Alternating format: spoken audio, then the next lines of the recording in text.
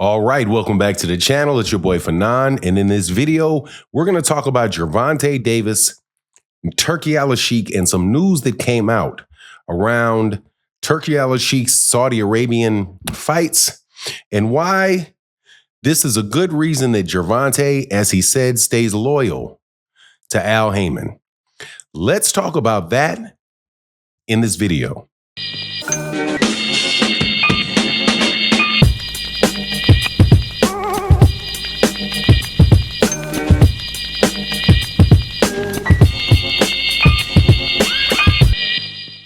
All right, welcome back to the channel. We're going to be on a subject matter where I'm getting a lot of pushback because I am not somebody that is overly impressed with Turki Al-Sheikh and the fights going on in Saudi Arabia, when many people, and not without reason, think that he is actually saving boxing. Gervonta Davis was asked once again, or at least this is what people are implying as I saw this on Aki TV's video, where Gervonta Davis has said that he is stuck with Al Haymon and that's where he's going to be. Now, before I get into the details, let me welcome you back to the channel. If you're new to the channel, please hit the subscribe button, and thank you to anybody that supports in the super thanks. It really is the number one way that we're able to continue to do this work. So let's get into it. First things first, Gervonta Davis has an advisor in Al Haymon who has guided his career to a position where only one other person in boxing is there. So usually you would hear absolutely nobody saying that Gervonta Davis should leave Al Haymon or that there's any issue really around that, seeing as Gervonta is the biggest revenue producer in the United States. However, there's been a cheat code dropped on boxing. Yes, a cheat code. One where you can go and fight little-known opponents and in a fight that's not going to be seen by a lot of people, but you can make a lot of money because Turki Al-Sheikh has access to the funds to pay fighters more than they would get if they actually had to generate the money in ticket sales or in pay-per-view sales, right? So the question is, well, why wouldn't Gervonta just go over there? There is a saying that people really should pay attention to, and it is one that, we all know, which is, don't throw the baby out with the bathwater. And sometimes, you stick with what works, right? If it's not broken, don't fix it. So Gervonta is clearly saying, look, my money is good. I'm really happy with what I'm doing. There's no reason for me to go out of my way to try to do business with somebody else. And the onus really is on Turki Al-Sheikh and those guys to deal with Al Haymon and get a reasonable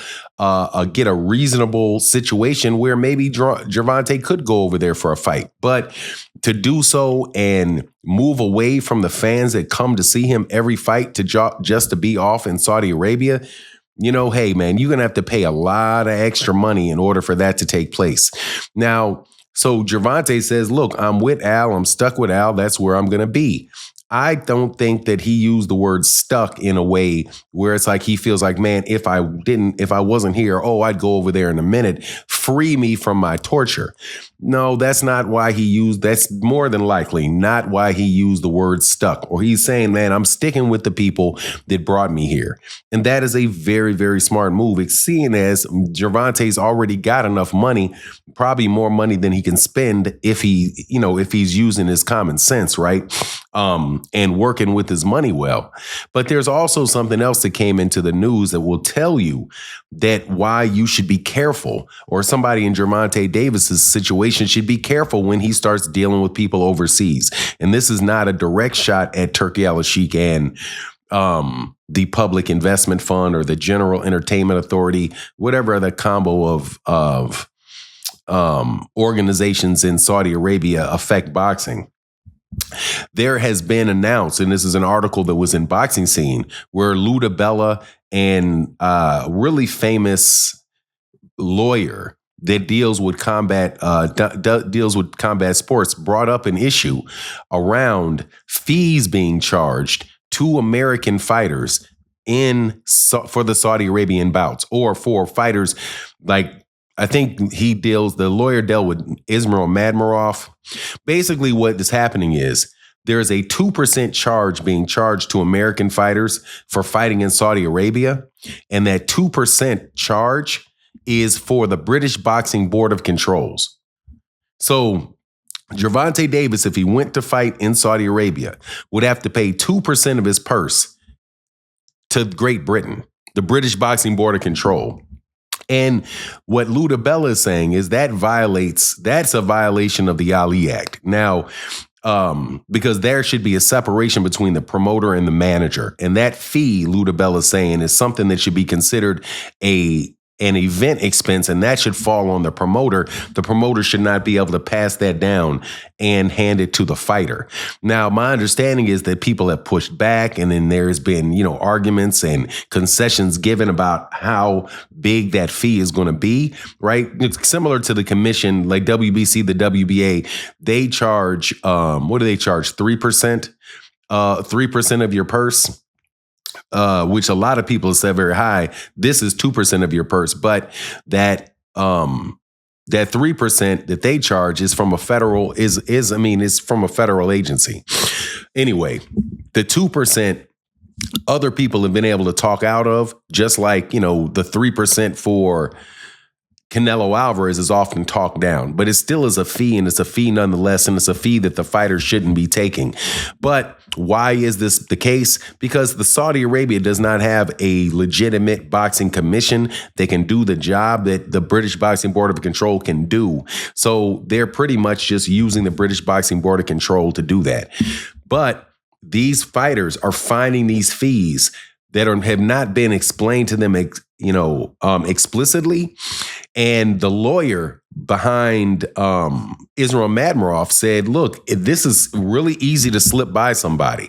It didn't slip by me, but most people who are not reading this contract line by line and really understanding what's going on with it could easily be duped out of 2% of their purse. Now, if you're talking about somebody like Gervonta, who, trust me, if Terrence Crawford is getting $100 million, and I don't believe he is, but just say we're going to believe this money, that Canelo's going to get $200 million and Terrence is going to get $150 million. 2% of $200 million, that's $2 million.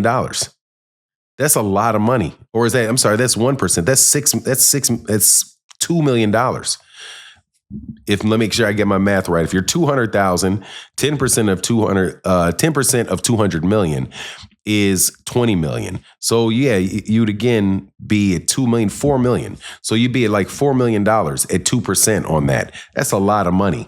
And the problem with that is that because you pay it to Saudi Arabia, if you come back to the United States, that is not tax deductible. It's not fully tax deductible as an expense. That's going to be something that a percentage of that is going to be counted on your income. So I say all that to say that there's a lot of little things that you got to pay attention to when you're dealing with somebody in another country. And if Gervonta doesn't have Al Haymon or somebody like that to work through that with him, there's a good chance that he can miss it and miss out on a lot of money.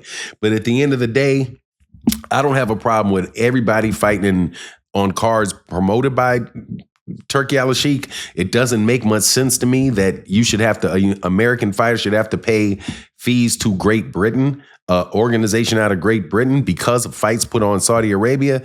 But again, that is one of these just little funny things you got to pay attention to. Anyway, that's my take on the matter.